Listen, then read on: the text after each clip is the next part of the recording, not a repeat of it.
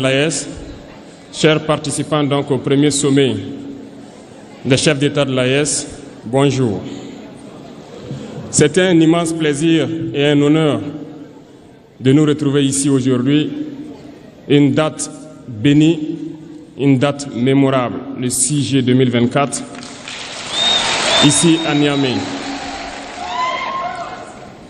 Avant tout propos, rendons grâce à Dieu qui a permis donc que ce jour soit. Nous lui disons merci pour tout ce qu'il a pu faire pour nous jusqu'aujourd'hui et tout ce qu'il fera pour le peuple de l'AES. Permettez-moi également de rendre hommage au peuple nigérien. Ce peuple qui a tant souffert depuis l'avènement du CNSP et qui continue de rester debout. Merci aux Nigériens qui nous ont réservé un accueil chaleureux hier lorsque nous avons foulé le sol de notre patrie ici.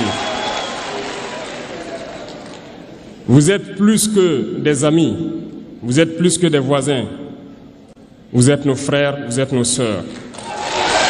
Parce que la fraternité va au-delà de l'amitié ou du voisinage. Nous avons le même sang qui coule dans nos veines.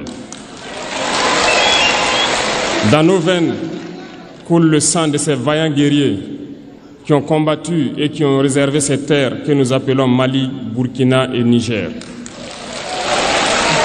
Dans nos veines coule le sang de ces vaillants guerriers qui ont aidé le monde entier à se débarrasser du nazisme et de beaucoup d'autres fléaux. Dans nos veines coule le sang de ces vaillants guerriers qui ont été déportés d'Afrique vers l'Europe, l'Amérique, l'Asie ou je ne sais encore, et qui ont contribué à construire ces États pendant l'esclavage. Dans nos veines coule le sang d'hommes dignes, d'hommes robustes, d'hommes debout. Et pour cela, soyons-en fiers et soyez remerciés d'être ressortissants de l'AES. L'Afrique, ce continent qui a tant souffert et qui continue de souffrir du fait des impérialistes. Ces impérialistes n'ont qu'un seul cliché en tête. L'Afrique est l'empire des esclaves. C'est comme ça qu'ils voient l'Afrique. Pour eux, les Africains les appartiennent. Nos terres les appartiennent. Nos sous-sols les appartiennent. Ils n'ont jamais pu changer de logiciel jusqu'à aujourd'hui. C'est déplorable. Mais comment procèdent-ils? C'est malheureusement depuis donc ces années 60 où ces simulacres d'indépendance ont été donnés à l'Afrique. Ils n'ont juste fait que placer des valets locaux à la tête, selon eux, de leur sous-préfecture, pour pouvoir continuer à les alimenter. Ces valets locaux que nous allons qualifier aujourd'hui d'esclaves de salon n'ont d'autre repère que de chercher à vivre comme le maître, à satisfaire le maître et à faire tout ce que le maître lui dicte. Ils volent, ils pillent nos États, amènent tout chez le maître et leur richesse est conservée chez le maître. Ils font tout pour vivre comme le maître et toujours le satisfaire. Lorsque le maître commande, ils exécutent. Savez-vous qui sont ces esclaves de salon? Eh bien, nous allons vous expliquer ce que c'est. Ce sont des individus qui n'ont aucune dignité, qui n'ont aucune morale, qui n'ont aucune personnalité. Mais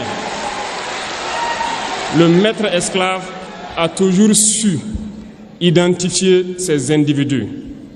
Ils sont toujours prêts à trahir leurs frères pour satisfaire le maître.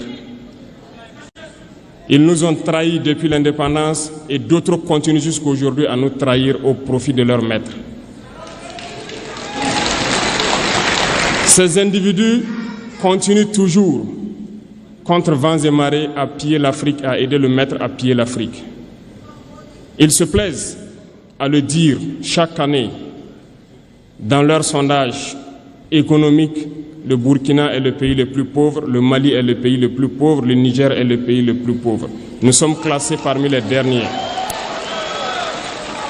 Très bien, si nous sommes aussi pauvres qu'ils le disent, mais quand est venu le moment de prendre nos responsabilités, nous avons demandé à ces maîtres de quitter les lieux. Pourquoi ne veulent-ils pas partir? Lorsque nous prenons le cas du Niger, depuis plus de 40 ans, certains pays exploitent l'uranium pour produire de l'énergie chez eux. D'Ottawa jusqu'à Paris, les rues sont illuminées, c'est la lumière. Mais au Niger, c'est l'obscurité qui nous est servie. Lorsque vous partez dans nos États, nos sols sont troués de toutes parts pour rechercher les métaux précieux tels que l'or. Mais souvent, il n'y a même pas la moindre route accessible pour atteindre les zones où ils exploitent l'or, encore moins certains services sociaux de base. Voilà pourquoi nous avons décidé de nous révolter et de prendre le destin de nos pays en main. Il y a bien d'autres exemples. Mais lorsque nous avons décidé ainsi, eh bien, nous avons été approchés par certains esclaves de salon pour nous passer le message de leur maître. Parce qu'ils avaient créé cette sorte de chaîne polymère qui se relève à la tête de nos États pour les servir. Et nous sommes venus briser la chaîne. Et c'est inconcevable pour eux.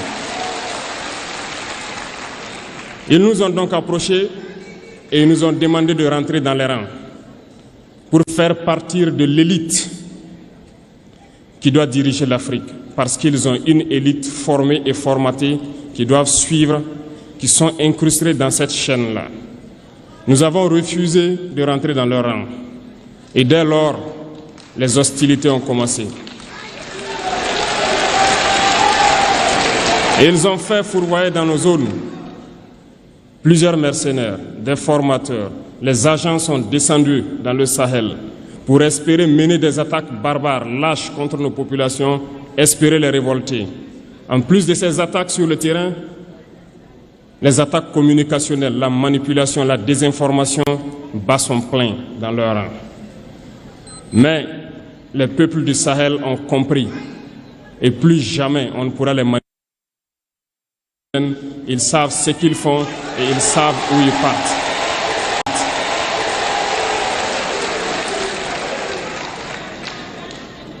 Nous n'allons plus permettre cela. Les gens sont éveillés et les gens se battent aujourd'hui, pas pour nous-mêmes, mais pour les générations à venir. Et merci à tous pour le combat qui est livré. Cela ne nous fait jamais pleurer. Nous n'allons pas trembler. Nous allons affronter. Nous allons nous battre pour l'indépendance réelle, pour notre liberté. Parce que pour faire peur au peuple de l'AES, ces individus n'ont que 3 termes dans la bouche: démocratie, liberté, droit de l'homme. Bien sûr, leurs valets locaux ne sont élus que dans un processus démocratique, libre et transparent selon eux leurs valeurs. Quoi de plus normal qu'on veuille nous imposer cela? Parce que c'est eux qui édictent les règles. Très bien. Nous avons décidé de nous assumer. Voilà pourquoi un 26 juillet 2023, lorsque le Niger a décidé de tourner la page, les esclaves de salon et leurs maîtres sont montés sur les grands chevaux. Ils ont mis leurs valets locaux en avant et ont décidé de mener une guerre contre le peuple nigérien. Nous avons donc dit, quiconque osera s'en prendre au Niger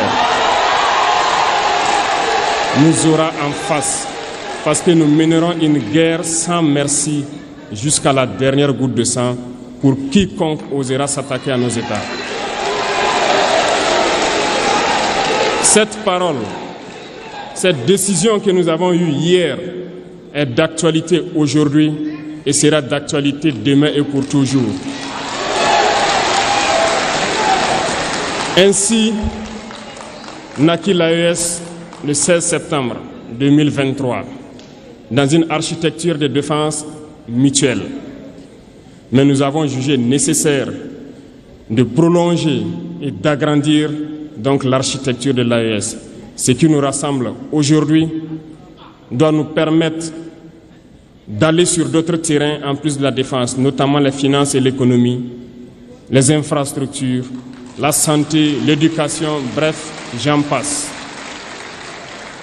Je souhaite donc que ces moments soient pour nous une histoire que nous allons écrire pour l'AES, mais surtout pour l'Afrique et pour le monde entier. Que Dieu illumine tout un chacun de nous. Que Dieu nous inspire dans ces tâches qui nous sont confiées. Et surtout, que lorsque nous faisons tous nos travaux, que nous ayons en tête une seule chose, l'intérêt suprême de nos populations. Sur ce, nous prions encore une fois de plus, bon Dieu, qu'il nous accompagne tous dans nos différentes tâches, qu'il protège nos combattants, qui, grâce à eux, nous permettent d'être assis ici et d'échanger autour de l'avenir de nos États. Soyez donc remerciés une fois de plus, peuple nigérien. Soyez unis et solidaires, peuple de l'AES, la patrie ou la mort.